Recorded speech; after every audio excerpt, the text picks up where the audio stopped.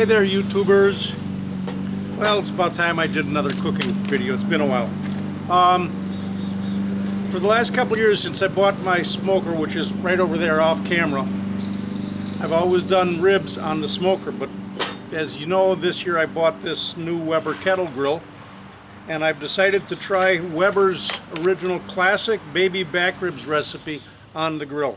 But the only change I'm making to their recipe is I'm cutting it in half, because there's no way that I need to make 4 racks of ribs for the small family I've got.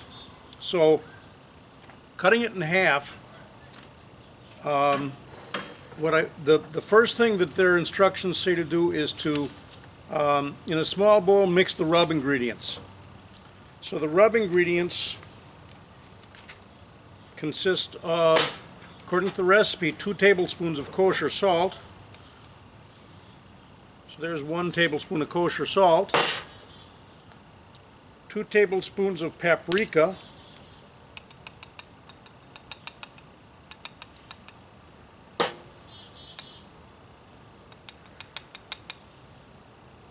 there's 1 tablespoon of smoked paprika, 4 teaspoons of garlic powder. So here's 1, 2, get the lid back on there.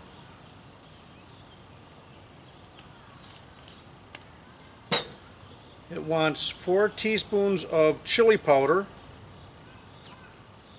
So here's 1, 2, and this time I'm using Tango Joe's Tango Spice Company Southwest Sunset red chili powder, 2 teaspoons of freshly ground black pepper. We'll eyeball this one. 1, 2, and 1 teaspoon of ground cumin.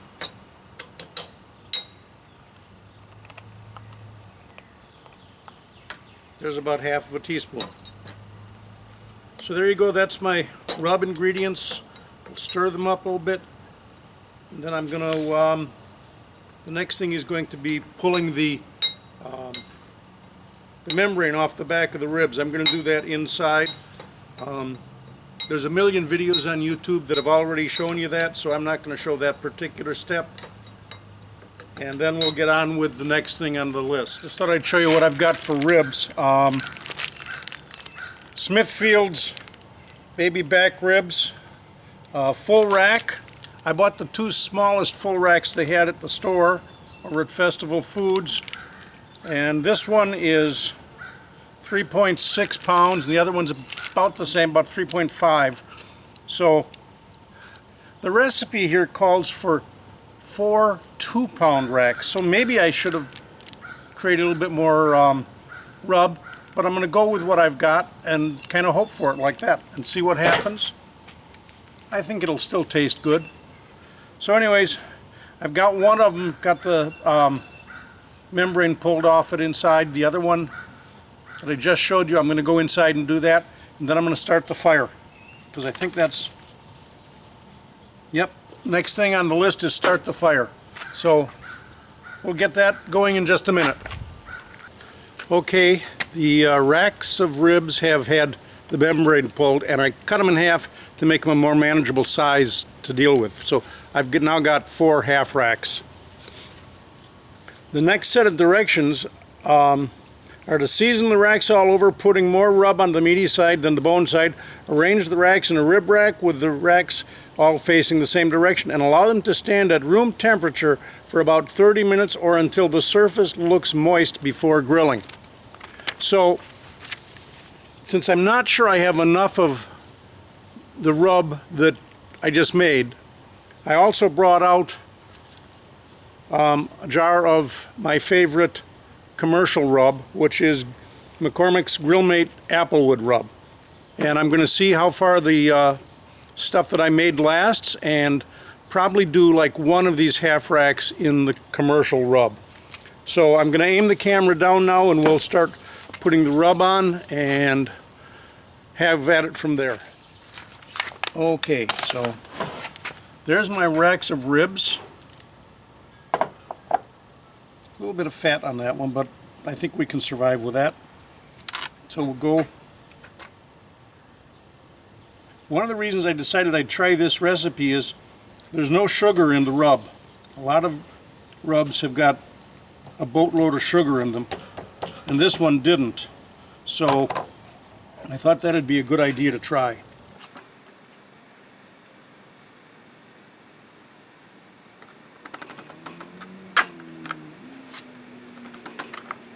This is the first one onto the grill.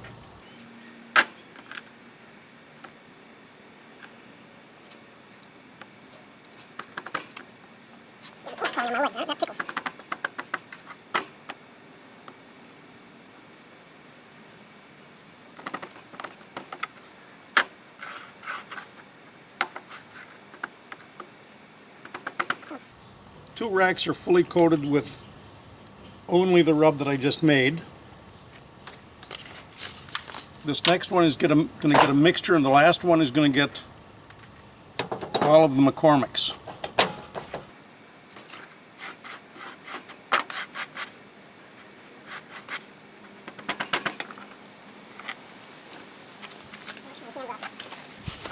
Just take a paper towel and clean off a little bit.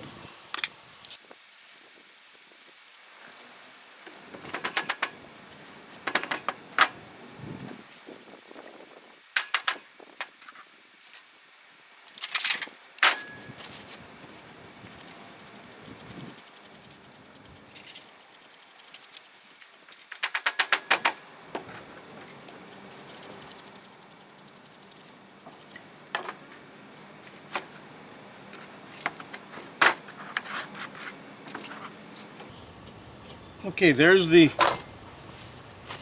four half racks of ribs. The next thing is to let them warm up at room temperature. I'm going to do that inside out of the sun, and then as soon as I get that in there, then I'm going to start the fire. So that's the next step. We'll be back in just a couple of minutes when the fire is going. Okay, it's time to start our fire. Today, ever since I bought this thing, I've been using charcoal briquettes, just to get used to it. But gosh, briquettes sure do produce a lot of ashes. So I decided today I'm going to use some lump charcoal. I bought this huge bag of Cowboy natural wood charcoal, and to light it, what I'm going to do is I've got a couple of paper towels that I poured a little bit of bacon grease onto that's left over from breakfast, and hopefully my lighter works. We'll just put this under the charcoal and get it going like that. So that's going to take a few minutes to get properly lit, but then I'm going to pour it into these two gadgets that came, charcoal baskets that came with the grill, and I'll put my drip pan right here in between, and then the racks of ribs will stand right over the drip pan. At least that's the plan. So we'll see how this works. The instructions that Weber has say to fill a chimney with charcoal and burn charcoal until lightly covered with ash. Spread the charcoal in a tightly packed single layer across 1/3 of the grate and place the large disposable drip pan on the empty side, and fill the pan about halfway with warm water and let the coals burn down to a low heat of 250 and leave all vents open. Well, we'll adjust a little bit, but I'll go for the 250. I'll put my thermometer on here and go from there. These aren't completely alight yet, but I can tell they're going good. And I've decided to cut back and only use one of these fancy charcoal holders like this, just the one on this side. And my logic of that is going to be that the recipe, the instructions from Weber say to stand the racks in their rib holder with the skin side, or no, the bone side toward the charcoal. So to do that, I'm going to just use one of these. And I probably have too much charcoal for just that one. But, 'tis what it is. I'm going to put the drip pan in there, way over to this edge. And I'll go get some water to fill it up with. And then we'll put the top grate on. Okay, well, I'm following the directions. When the charcoal is burned down to a low heat, which will take forever, so I'm going to do it as is, add 2 chunks of hickory wood. Whoa, that's hot over there. 2 chunks of hickory. 1, 2. Okay, and then put the cooking grate in place.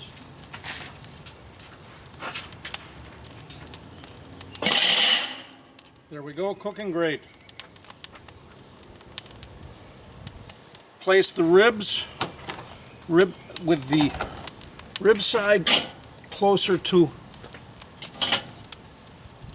There we are. I might have to rearrange this in a little bit. And close it up.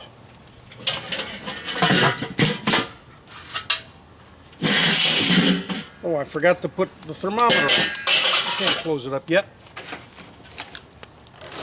It doesn't tell you to put the thermometer on, but I know darn well I need to. So there's the thermometer. Close it up, and I'll keep an eye on the temperature.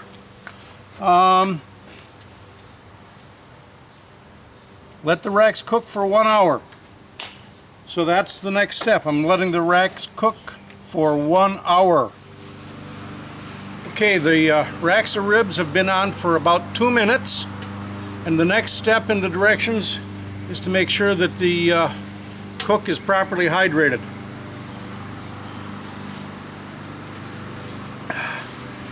Beer tastes good. We'll let them go for another 58 minutes. The meat has been on for about 25 minutes, and the next step in Weber's instructions for this is say that in a small saucepan, mix the barbecue sauce ingredients and simmer for a few minutes over medium heat, and then remove the saucepan from the heat. So let's start putting the ingredients for the barbecue sauce into the saucepan, and then I'll put it on some heat. I'm back, but I see the camera is arguing with me. It just shut itself off. We need a teaspoon of molasses. That's amazing. It's only a teaspoon. So here's a teaspoon, which means this is not going to be a very sweet barbecue sauce. Teaspoon of molasses. 3 tablespoons of vinegar, apple cider vinegar.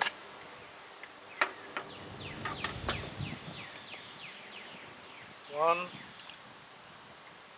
2, 3.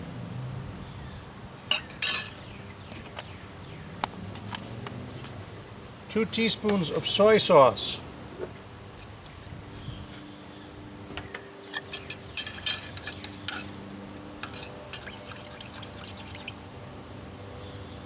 1, 2.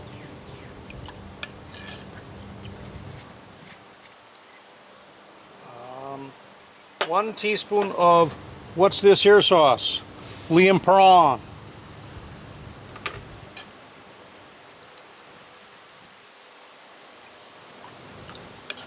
1 teaspoon of Worcestershire sauce. 1/2 teaspoon of chili powder. Again, I'm going to use this Tango Joe's.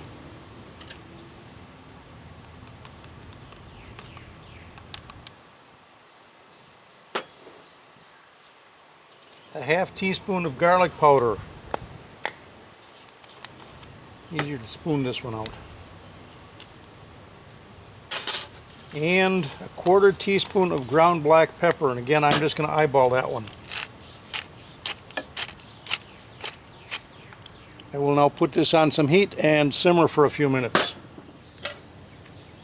Okay, sauce is now on the burner. Barbecue sauce, that is. And we will just bring it up to a boil, turn the heat down, and simmer for a few minutes.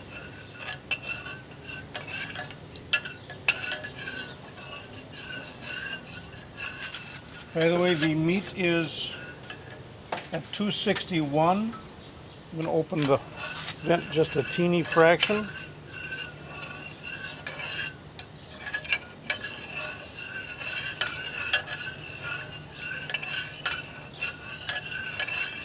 And the meat has been going for, I need to open up my timer here.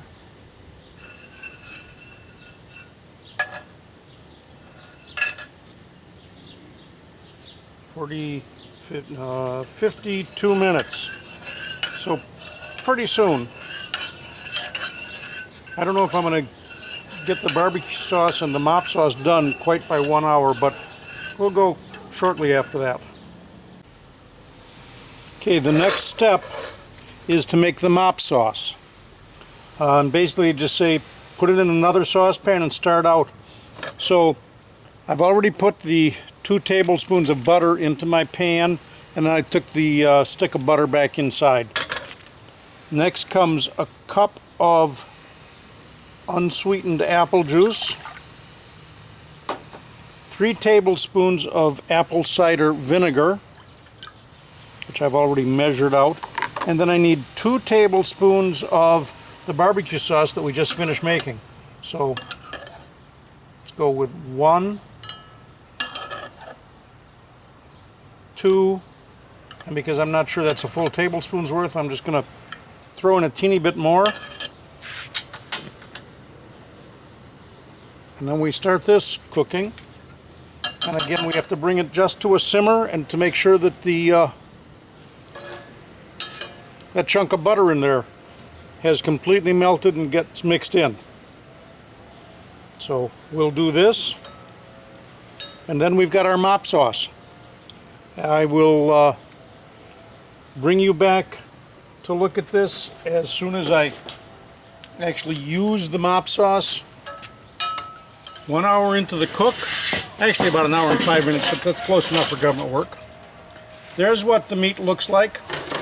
What Weber suggests is that I rearrange them so that the one that's closest to the heat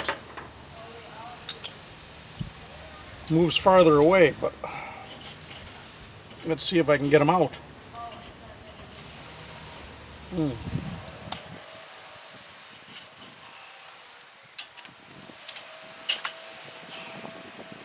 Well, they're going to stay just as they are. Thank you very much.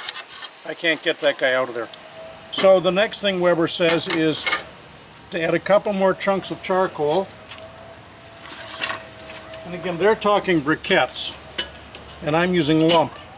So I'm just going to put in a little bit more lump, but not a lot. There we go, that's probably enough. Weber also suggests adding a couple more chunks of wood. So there's another chunk. There's another chunk of hickory. And then they want me to put the mop sauce on. So we're going to take the mop sauce,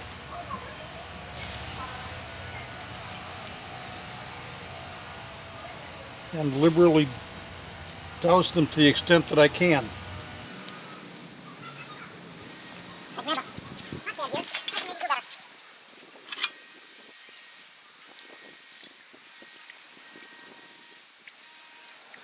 I almost think I could have taken these out of the rack and just laid them out on the grill. I might try that yet. Anyways, you get the idea. And then we're going to close up the lid for another hour or so. Well, gang, it's been about 3.5 hours since I put the ribs on. You can see I've got some melted onion here. Ribs should be almost just about done. So I'm going to see if I can put a couple ears of corn directly over the fire. I have to move the melted onion out of the way. I think it's done anyways. I've been putting on the mop about once an hour. So, how do the ribs look? Pretty falling apart tender, close enough.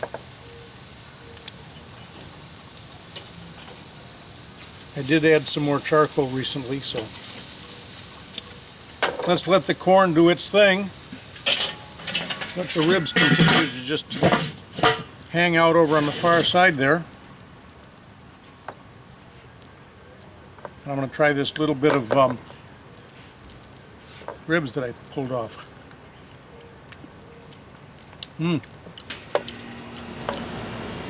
Good flavor. It'll be nice when I get the sauce on it, but the basic rib flavor is there. Bells. You hear them? That's the second go-round of the bells. So that means it's 6 o'clock, not 5 o'clock. Anyways, I put the ribs into a little bit of aluminum foil to just finish cooking them up a little bit. And of course I've got my corn. Looks pretty well done. That's going to come out. I'm going to leave that for a second. Let's take a look at the ribs. That's the main ingredient in tonight's dinner.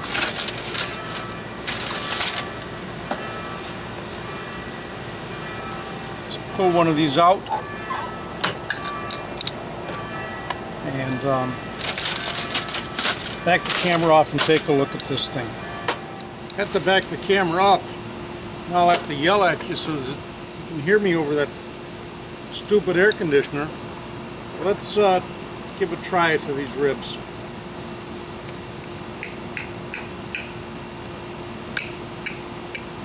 Seems tender enough.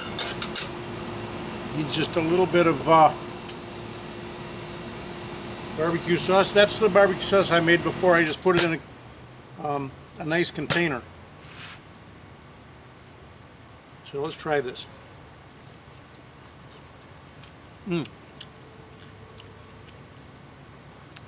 I think it turned out pretty good.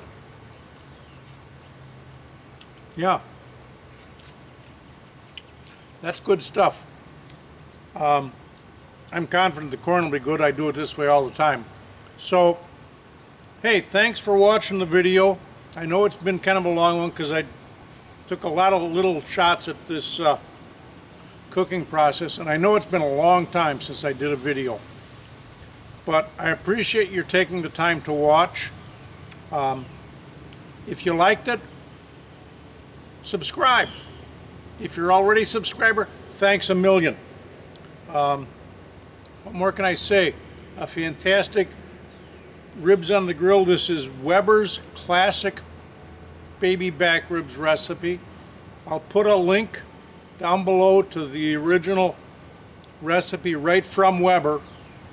So I'm not going to bother to put the recipe in the description, but there will be a link to Weber's website where this recipe came from. Thanks for watching. Catch you later. Catch you the next time. Bye-bye.